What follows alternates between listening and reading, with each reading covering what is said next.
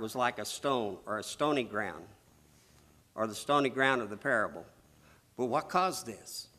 I asked the Lord to show me what needed to be done to remedy this situation. Then I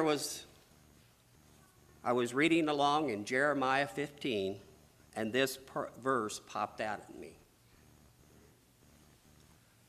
And I'm sure this has happened to many of you too. If you return, then I will restore you. Before me you will stand. And if you extract the precious from the worthless, you will become my spokesman. And that's what made me remember so much, was if you extract the precious from the worthless. What does that mean?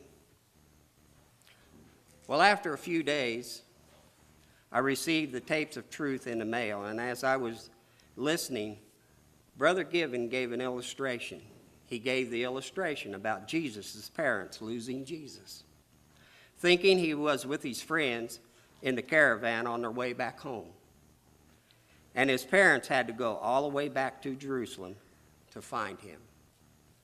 Brother Given said that when a person loses Jesus, they must go all the way back where they lost him.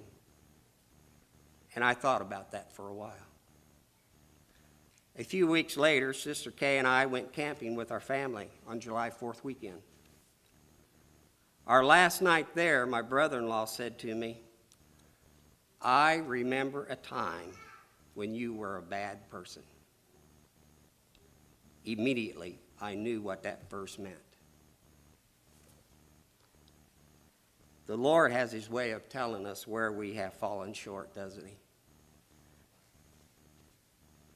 Then it dawned on me, there was a time I wandered away from the Lord to my shame.